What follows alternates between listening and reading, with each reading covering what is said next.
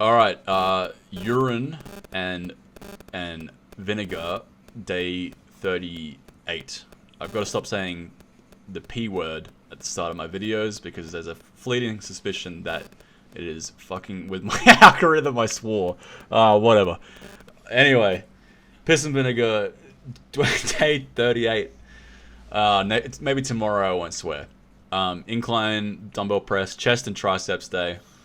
My favorite day, although I fucked it up today. My shoulder on my last rep kind of came out of the socket, or I mean, obviously not out of the socket because that's a genuine dislocation, but my shoulder girdles are extremely unstable, and at some point my shoulder just lost full stability, and just like what happens a lot of times is on my left arm, it comes out of the socket and it pronates my arm.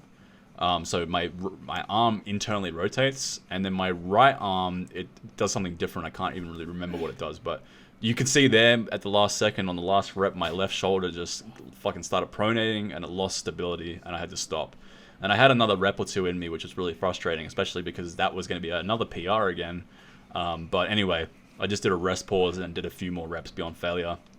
And then I did a second set, which I never do. I don't do numerous sets. As you know, I'm a high intensity guy. I just do one set to failure because anything beyond that's retarded. But today I did do that because I wasn't happy with that set, so I just did a back off set. I dropped it down from 36 to 29 and did another set to failure once again. Because yeah, the fucking shoulder was unstable and pissed me off. I just did 2 sets. But very unlikely will you ever see that again unless it is a squat or a deadlift, which currently I'm doing volume because I need to get more efficient neuromuscular wise or neurological adaptation wise. Everything else is just one set to failure. So yeah, this is the back off set. This is the lighter set. And I do a bunch of rotator cuff work. I do a bunch of different stuff to try to make my shoulders stable. But every single joint in my body is unstable. Like my elbows are hypermobile, my knees are hypermobile, my hips are hypermobile, my shoulders girdle is super mobile. So it's very difficult for me to get stable. And that's just ligaments. My ligaments are loose.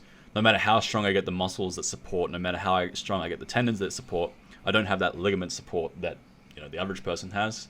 So I have to be very vigilant when I'm lifting, that I keep everything very tight, because shit just kind of falls apart very quickly if I'm not really paying attention. But that's fine. Everyone has their issues. For me, it's just, hypermobile in joints. Now I'm on to the dips. The dips were stronger today. I think I got 11 or 12 reps. So these are getting stronger real quick too. Not because for any other reason other than the fact that I'm new to them. When you're new to a movement, you make far quicker adaptations to the movement. You learn the movement better. Your central nervous system gets more efficient. So you don't necessarily build any muscular strength or muscular size because you're getting stronger. It's just simply that you haven't done this movement very much and you're now getting the training wheels off, essentially. So this is increasing really fast because I'm very new to it. And I fucking suck at dips. I mean, this is only 11 reps. This is really shitty. Like, I remember years and years ago when I used to do dips at a heavier body weight, I was banging out sets of 20. So need to get these strong again. I feel like they will be a very good addition to my chest day because, as I said, I don't do flat barbell bench press, and this is a great alternative as a sort of strength movement for the mid-lower chest. And most people start with their flat variations. They start with a flat barbell bench. They start with a dip. But for me, my upper chest is like virtually non-existent because, well, it's not that it's not existent, but I have a protruding sternum. So to overcompensate for the fact that my sternum protrudes, I need to get my upper chest way, way bigger. So this way I start with my upper chest because I think it's more important currently than my lower chest. Until I get the upper chest really developed, I'll continue doing upper incline press or dumbbell incline press to start with. So yeah, did a set to failure, did a rest pause, did a few more reps at the rest pause, and then I do a few force reps at the end just to really annihilate the lower pecs, mid pecs, and front delts too. I mean, these dips really hit your front delts a lot too, or at least for me. Like it's inescapable for me not to hit my front delts on any flat kind of barbell dumbbell movements or dips. And then on the last chest exercise, doing pec flies, again, add a resistance band to your pec flies if you're not already. Especially if you're doing dumbbell pec flies, because again, at the top, there is no resistance on your pecs anymore. Gravity is totally working with you, not against you. So to add a far better contraction at the top with the dumbbells, add a band, because dumbbells are exceptional for having a good stretch at the bottom of the pecs, which is arguably the most important part of getting big pecs, is that big stretch. But another big part of developing big pecs is the contraction at the top, and you're not going to have much of that with dumbbells because the resistance curve is shit. So add bands and you will fucking feel it in your pecs like no other exercise. And if you're using a cable machine, even better.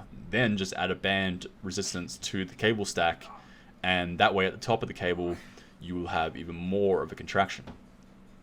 So yeah, if you're not already doing these, absolutely add bands. And I mean, I keep forgetting to try and experimenting with adding band tension to certain other exercises on other days where the resistance curve isn't necessarily the best in certain peaks or valleys, where bands might actually overcompensate for that. A good one was cable pullovers. I was doing cable pullovers.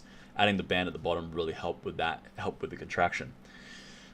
Moving on to the tricep extension, doing some heavy tricep extensions, and yeah, I do a very long range of motion here, so not as strong as I could be if I did a half range or the quarter range tricep extensions. A lot of time you see people doing.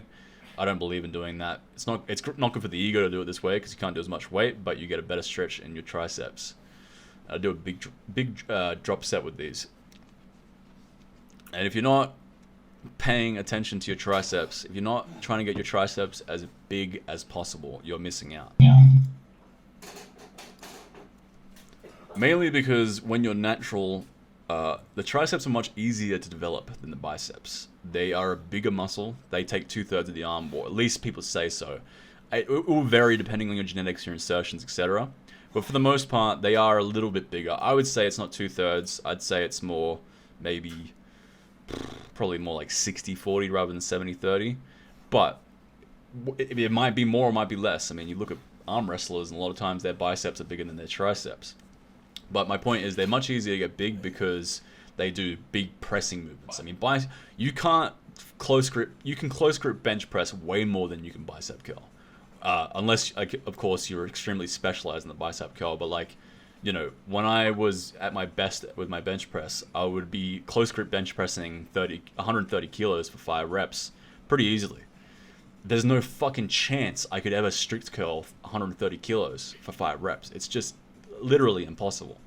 Obviously, with the flat bar, with the bench press, obviously, even if it is close grip, you're going to get a lot of pecs, get a lot of front delts. But you understand my meaning. They are stronger. They can bear a lot more weight. They can get bigger, and I argue that they're more important for the aesthetics. They make you look wider, and they are bigger than the biceps. This isn't to say the biceps aren't important, but you should really try and focus on getting big triceps. If I didn't have big triceps, my physique would be fucking doomed. So now I'm doing overhead tricep extensions to get the inner head.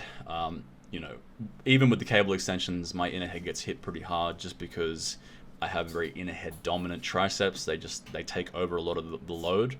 I have a hard time hitting my outer head, but that's fine. Don't just skip things that you have strengths on.